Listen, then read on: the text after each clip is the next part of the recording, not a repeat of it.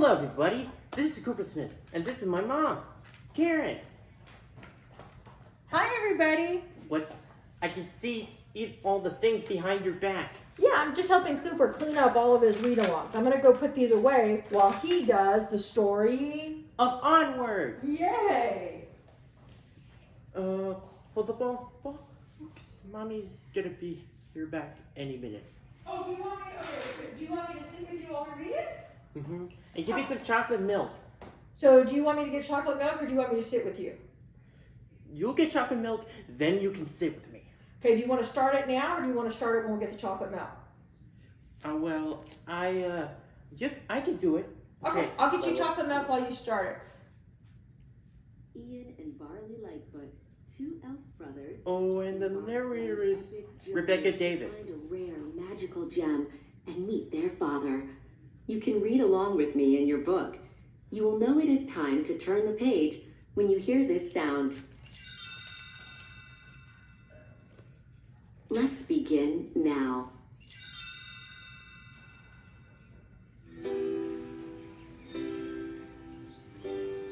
Once, long ago, the world was filled with adventure and magic.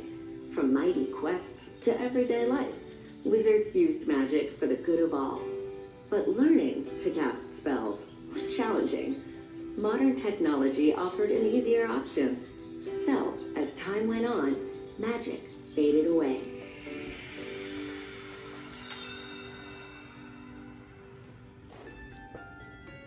For Ian Lightfoot, a shy teenage elf, life was far from the epic adventures of the past. Meanwhile, Ian's brash big brother, Barley, was obsessed with magic and the days of old. He spent hours playing the game Quests of Yore and protecting New Mushroomton's ancient relics. In the days of old, a boy of 16 would have his strength tested in the swamps of despair. I'm not testing anything, just let me go. On his 16th birthday, Ian found himself thinking about his dad. Sadly, he'd never met his late father. He wished he could be more like him, bold and confident. As Ian mended his dad's old sweatshirt, his mom, Laurel Lightfoot, shared something that she knew would cheer him up. It's a gift from your dad.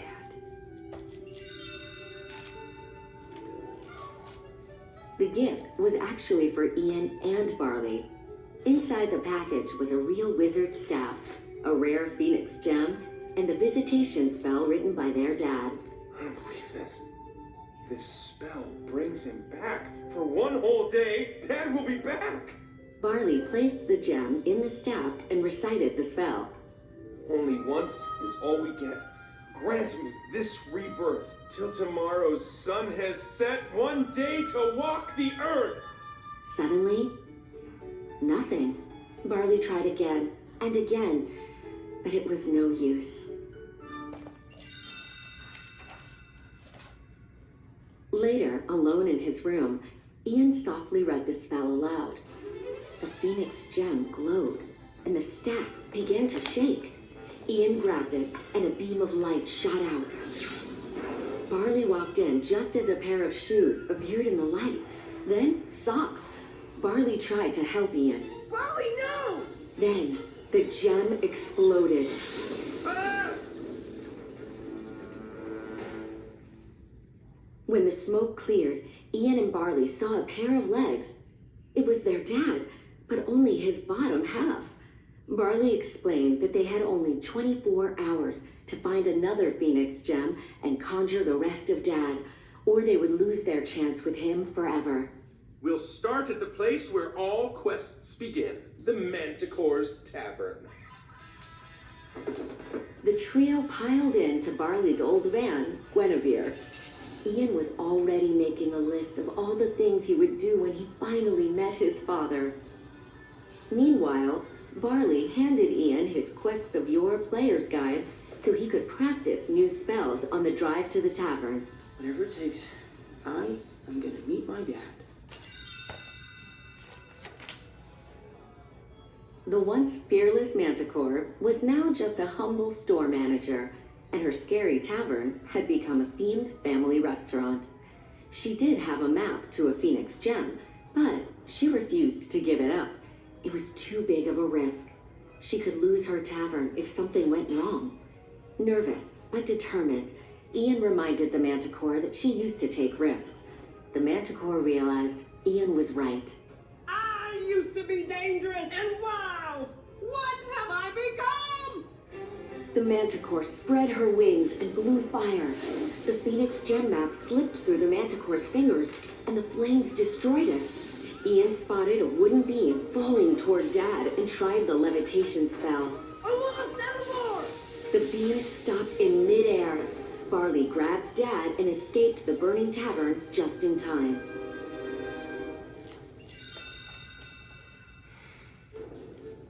Luckily, the tavern's kids' menu had clues to the location of the Phoenix gem printed on it. All they had to do was drive to a mountain called Raven's Point. Ian said they should take the expressway to get there faster, but Barley wanted to take the path of peril. Expressway's a little too obvious. On a quest, the clear path is never the right one. Ian didn't want to waste any time they had with Dad, so Barley reluctantly agreed to go his way. Before long, Barley's van, Guinevere, ran out of gas. Ian tried using the growth spell on Barley's near-empty gas can. Magmora, get you one! The can started to grow, but Barley kept giving pointers and Ian lost focus. The growth spell backfired. A tiny Barley looked up at Ian. Looks like you shrunk me. The effect would eventually wear off, but until then, they had to find the nearest gas station. As Ian paid for the gas, a pack of tough-talking sprites in leather jackets roared in on motorcycles. Barley accidentally insulted the sprites, and Ian had to get them out of there fast. But because Barley was still tiny, he had to teach Ian how to drive the van. I'm not ready! You'll never be ready! Please! Ian slammed his foot down on the gas pedal, and with his brother's help, got them back on the expressway. The sprites chased them, but Ian swerved across several lanes of heavy traffic, finally getting away. Spotting Ian's terrible driving, some police officers in a squad car pulled them over. Ian cast the disguise spell to make him and Barley look like their mother's boyfriend, Officer Colt Bronco. As long as you don't tell a lie, the spell will be fine. They were about to get away when one of the officers commented that Barley was a real screw-up. Ian stood up for his brother, but poof, Colt's leg disappeared, revealing Ian's. The boys escaped before the disguise dissolved fully, but Barley was clearly upset. Barley, I don't know what happened back there, but I don't think you're a screw-up. But Barley knew magic didn't lie. The brothers argued until they noticed Dad dancing to the vibration of the music playing in the van. Dad shuffled and shimmied his way over and got his boys to dance along too. Even though their fight was over, Barley was still hurt. It's not fair for you to call me a screw-up if you don't give me a chance to get something right. Just do one thing my way. Ian finally understood and agreed to take Barley's path of peril. In the meantime, their mom teamed up with the Manticore to help Ian and Barley. The Manticore had forgotten to tell the boys that the Phoenix gem was cursed. Only her sword, the Curse Crusher, could protect them. If we don't leave here with the sword, your boys are doomed. After driving all night along the path of peril, Ian and Barley stopped at the edge of a wide chasm with a drawbridge on the other side. The only way across was for Ian to conjure an invisible trust bridge. With Barley's encouragement, Ian learned to trust his own ability and made it safely to the other side. While the boys celebrated, Barley spotted a statue of a raven. It was pointing toward more raven statues in the distance. Raven's Point wasn't a mountain. They needed to follow where the ravens were pointing. Barley's path of peril had been the right path all along. Suddenly, the real Officer Colt Bronco pulled up. You guys are in trouble big time. Now you get in the vehicle, I'm escorting you home. Ian got behind the wheel of the van, but instead of following Colt, Ian slammed on the gas. He sped through the mountains with Colt right behind, joined by more cop cars. Ian turned down a narrow road and came to a dead end. Then Barley made a difficult decision. He pointed his beloved Guinevere at a pile of boulders, put a rock on her gas pedal, and jumped out of the way. The van soared through the air and slammed into the rocks, then flipped over and was covered in boulders. The road was completely blocked. She was just a beat-up old man. Come on, we gotta go. The Ravens led Ian, Barley, and Dad to a river that flowed into a cave. Ian turned one of Barley's cheese puff snacks into a raft. Then he cast the velocity spell, and they sped across the water. Excelsior! The river led the boys and their dad through the final gauntlet. A series of booby traps, including a tall silo that was filling with water. At the last moment, they worked together to open an escape hatch. Barley, Ian, and Dad scrambled out of the silo, only to find themselves in the last place they expected to be. They were back in New Mushroomton. Ian's heart sank. They'd followed Barley's path of peril and ended up right back where they started. Their chance with Dad would soon be over. Ian lashed out at his brother. I can't believe this! You act like you know what you're doing, but you don't have a clue, and that's because you are a screw-up. Ian led Dad toward the park, leaving Barley behind. Ian, wait! At the park, Ian sat next to his dad and pulled out a rumpled piece of paper. It was the list of things he wanted them to do together. But then he realized something. He'd already done everything on the list. Not with Dad, but with Barley. Barley had always been there for Ian. Now it was Ian's turn to be there for him. Back in the center of town, Barley noticed a hole at the top of the ancient fountain. A tile they had picked up at the last Raven statue matched the hole perfectly. Barley slid the tile into place and a secret panel opened. The Phoenix gem was inside, but as Ian arrived, a red mist began pouring out of the fountain. It's a curse.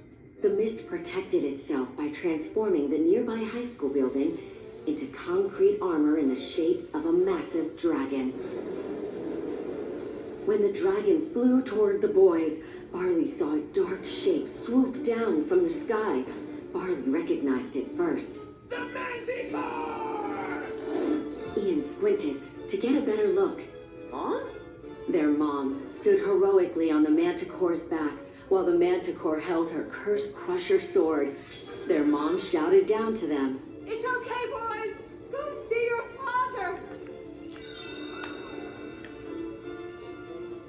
Barley set the gem on the staff, and Ian repeated the visitation spell.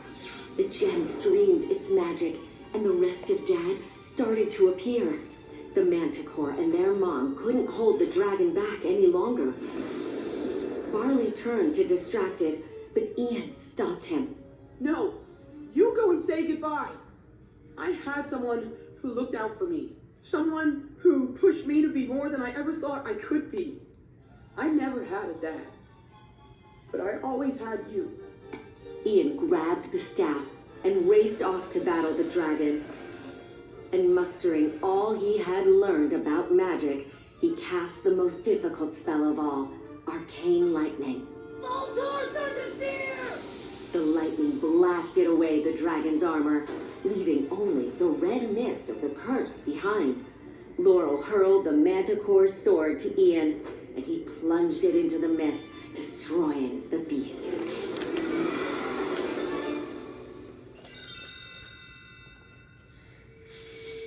Then a bright light flashed. Ian crawled through the rubble to see what was happening. Finding a small opening in the debris, he peeked through. At the top of the hill stood Dad, laughing and talking with Barley. As the sun set over the horizon, Dad pulled Barley into his arms before slowly fading away. Barley climbed down the hill to help Ian from the rubble. He told his brother how proud their dad was of the person Ian had become. Ian was touched. Well, I owe an awful lot of that to you. Barley smiled. He kinda said that too. Oh, and he told me to give you this. Barley wrapped his arms around Ian, pulling him into a big hug.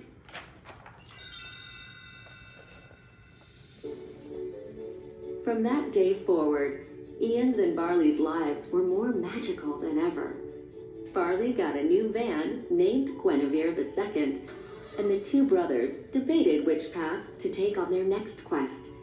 Barley wanted to take something called the Trail of Terror, but Ian had another idea. On a quest, the clear path is never the right one.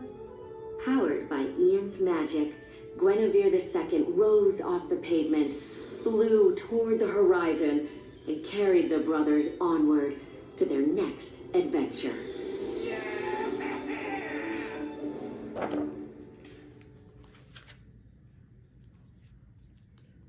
The end.